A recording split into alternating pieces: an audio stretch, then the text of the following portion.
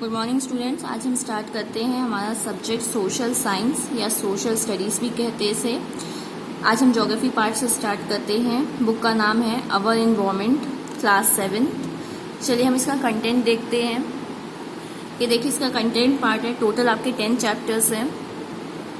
हम स्टार्ट करते हैं हमारा फर्स्ट चैप्टर से, जो कि है environment. Chapter first, environment. Environment होता क्या है? जो भी हमारे सराउंडिंग है, जो भी हमें सराउंड कर रखा है, जो भी हमारे आसपास आप देखते हैं, वो इन्वायरमेंट का पार्ट है। तो चलिए हम स्टार्ट करते हैं हमारे चैप्टर को। After the long vacation when Ravi started going to school again, he notice that the only play ground next to his school was dug up. इसमें एक स्टोरी बता रही है कि एक समर की वेकेशन, जब आपकी छुट्टियां खत्म हो जाती हैं, उसके बाद जब रवि स्कूल जाना स्टार्ट करता है, तो वो ये देखता है, ये नोटिस करता है कि जो उसका स्कूल के बगल में जो प्लेग्राउंड था, वो क्या हो चुका है? खुद चुका है, डग हो चुका है। People said that the huge building with many flats will be constructed there. लोग बोलते थे कि वो खुदा क्यों है? क्योंकि वहाँ पे एक बिल्डिंग बनने वाली है, फ्लैट्स जिसमें बनेंगे, मतलब बहुत सारे घर बनेंगे। Ravi was almost in tears when he realized that the big playground with its soft grass, marigolds and butterfly is gone forever. Ravi बहुत मतलब दुख था, उसे रोना भी आ रहा था कि जितना बड़ा प्लेग्राउंड था यहाँ पे, जिसमें घास थी, मैरीगोल्ड के फ्लावर्स थे और बटरफ्लाइज हुआ करती थी, अब वो नहीं रहेगा। He shared his feelings with his classmates. वो अपनी ये फीलिंग्स को अपने दोस्तों के साथ शेयर किया। In the assembly the principal to sadly observe see how our environment is changing. और असेंबली में जो प्रिंसिपल रहते हैं वो भी बोलते हैं कि देखिए कितने दुख की बात है कि हमारा इन्वायरमेंट कैसे चेंज हो रहा है, कैसे बदल रहा है।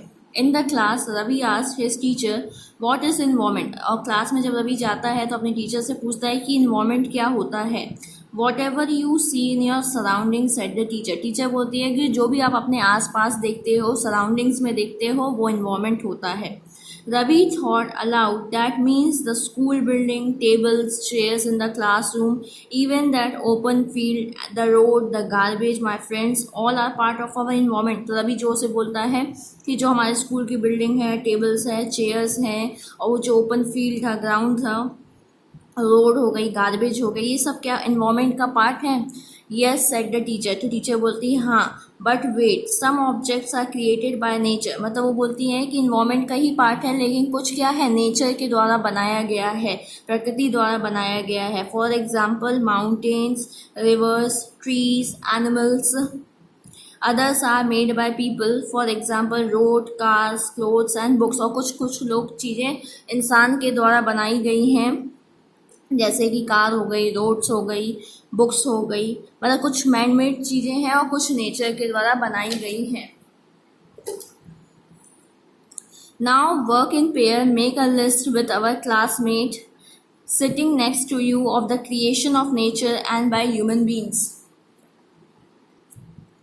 हमें इसमें बोला गया है कि आप लोग ग्रुप में काम करिए, पेयर बना लीजिए क्लास में, और ये मतलब एक लिस्ट बनाइए कि क्या चीज़ नेचर का पार्ट है, क्या नेचर द्वारा बनाया गया है और क्या ह्यूमन बींग्स द्वारा बनाया गया है। रवि, इसमें देखिए फोटो दे रखी है आपको, पिक्चर दे रखी है कुछ बच्चों की। Ravi, Paramjeet, Jassi, Mustafa, Asha were all excited about making the list. मतलब ये लोग बहुत एक्साइटेड थे, मतलब ये क्लासमेट्स हैं रवि के, और ये बहुत एक्साइटेड थे लिस्ट बनाने के लिए।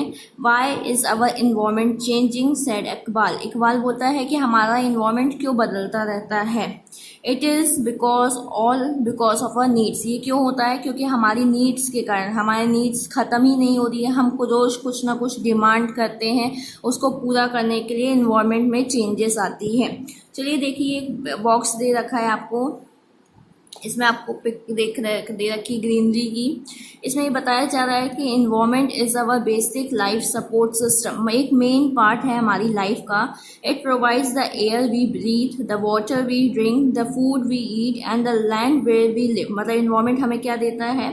एयर देता है जो हम ब्रीथ करते हैं, वाटर देता है जो हम पीते हैं, खाना देता है जो हम खाते हैं, और ज़मीन देता है जिसमें हम रहते हैं।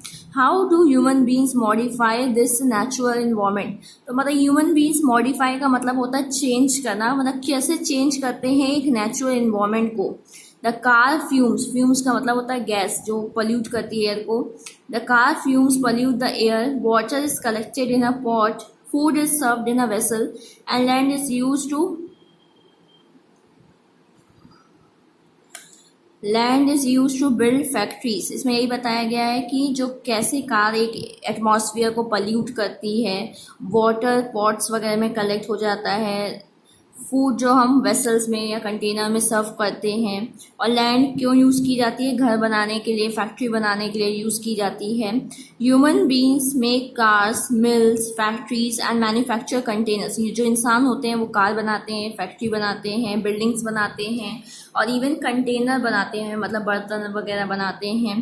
This is how human beings modify natural environment. इसमें यही बताया गया है कि इंसान कैसे चेंज करता है एक इन्वायरमेंट को। चलिए इसमें देखिए, हम फिर से कंटिन्यू करते हैं। दे आर, चलिए नेक्स्ट पेज में आते हैं। ये देखिए हमें दे रखा है कंपोनेंट्स ऑफ इन्वायरमेंट, मतलब कंपोनेंट का मतलब होता है पार्ट ऑफ इन्वायरमेंट। इन्वायरमेंट का क्या क्या पार्ट है? नेचुरल, ह्यूमन मेड, ये नेचर के द्वारा बनाया गया है। Air, water, land, living things, ये एयर के मतलब ये नेचुरल बना हुआ है। और ये ह्यूमन के द्वारा बनाया गया है। पार्क हो गया, ब्रिजेस हो गई, रोड्स हो गई, इंडस्ट्रीज हो गया, मॉन्यूमेंट्स हो गया, बिल्डिंग्स हो गया। और ह्यूमन्स में कौन कौन आते हैं? एक सिंगल पर्सन हो सकता है, फैमिली हो सकती है जिसमें बहुत सारे लोग होते हैं, कम्युनिटी मतलब बहुत सारी जब फैमिली कंबाइंड होती हैं तो एक कम्युनिटी बनती है, एक सोसाइटी बनती है। फिर रिलीजन, मतलब सबके अलग अलग धर्म होते हैं। एजुकेशनल, जहाँ पे आपको एजुकेशन दी जाती है। इकोनॉमिक, मतलब आपकी जो इकोनॉमिक कंडीशन, आप कौन सा बिजनेस करते हैं, कैसे करते हैं, कहाँ से अर्निंग होती है। पॉलिटिकल सिचुएशन, मतलब आपके देश में पॉलिटिकल लीडर कैसा है, उसके रूल्स एंड रेगुलेशंस कैसे हैं। अब देखिए, जो एयर होता है वो एटमॉस्फेयर में एयर होती है। वाटर को हम हाइड्रोस्फीयर भी कहते हैं। लैंड से लिथोस्फीयर। जब ये तीनों चीज़ें सब आपस में इंटरैक्ट करती हैं, मिलती हैं, तो उसे हम बायोस्फीयर भी कहते हैं। चलिए अब हम देखते हैं, यही सब देखेंगे। हाइड्रोस्फीयर क्या होता है, एटमॉस्फेयर, लिथोस्फीयर और बायोस्फीयर। ये डायग्राम बहुत ज़रूरी है, अगर पेपर में बनाते हैं, अगर आता है तो बहुत अच्छे मार्क्स मिलेंगे। इसमें देखिए आपको रियल डायग्राम नहीं बनाना, आप ये नेम्स भी लिख सकते हैं। जैसे आपने बना दिया कंपोनेंट ऑफ इन्वायरमेंट, नेचुरल, फिर नेचुरल में एयर, वाटर, बस नेम भी लिख देंगे तो बहुत अच्छे मार्क्स मिलेंगे आपको। वहाँ लिखा हुआ था दे आर, अब कंटिन्यू करते हैं। They are increasing day by day, we are therefore modifying and at times when destroying our natural surrounding, the teacher reply. मतलब ये टीचर बोलती है कि हम जो इन्वायरमेंट को लगातार दिन पे दिन चेंज करते जा रहे हैं अपनी ज़रूरतों को पूरा करने के लिए, और उसे हम डिस्ट्रॉय भी कर रहे हैं। From the above conservation, you understand that the place, people, things and nature that surround any living organism is called environment। इसमें यही बताया गया है कि जो प्लेस होती है, पीपल्स होते हैं, थिंग्स होती है, नेचर होती है, जो एक इंसान को, लिविंग ऑर्गेनिजम्स को सराउंड करके रखती है, जो हमारे आसपास हो गई। आसपास में वो हमारे आसपास लोग भी होते हैं, सामान भी होती है, जगह भी होती है, जो हमें सराउंड करके रखती है, उसे हम क्या कहते हैं? इन्वायरमेंट कहते हैं। तो आप ये डेफिनेशन को अंडरलाइन भी कर सकते हैं, द प्लेस से लेके इन्वायरमेंट तक। It is a combination of natural and human made phenomena. मतलब यही बताया गया जो इन्वायरमेंट है वो क्या है? कॉम्बिनेशन है दो चीज़ का। एक नेचर के द्वारा चीज़ बनाई गई है उसका, और एक ह्यूमन के द्वारा चीज़ें बनाई गई है उसका। While the natural environment refers to both biotic and abiotic condition existing on the earth। अब नेचुरल इन्वायरमेंट को हम दो पार्ट में बांट सकते हैं, एक होता है बायोटिक और एक होता है abiotic. The world of living organism, जैसे प्लांट्स, एनिमल, जहाँ पे लिविंग थिंग्स है, लिविंग ऑर्गेनिजम्स प्रेजेंट है, उसे हम क्या कहते हैं? बायोटिक कहते हैं। Abiotic, the world of non living elements, example land, जो चीज़ें नॉन लिविंग हैं वर्ल्ड में, लैंड हो गई, बिल्डिंग हो गई, रोड हो गई, तो ये सब किस में आएगी? एबायोटिक। जिसमें जान नहीं होती है वो एबायोटिक होती है, और जो जिसमें जान होती है वो होता है बायोटिक। नेक्स्ट पेज में आते हैं।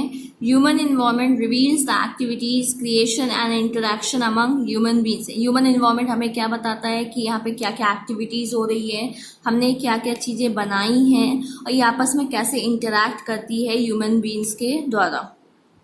चलिए इसको हम यही ख़त्म कर, आज इतना ही करते हैं। नेक्स्ट डे हम नेक्स्ट टॉपिक से कंटिन्यू करेंगे।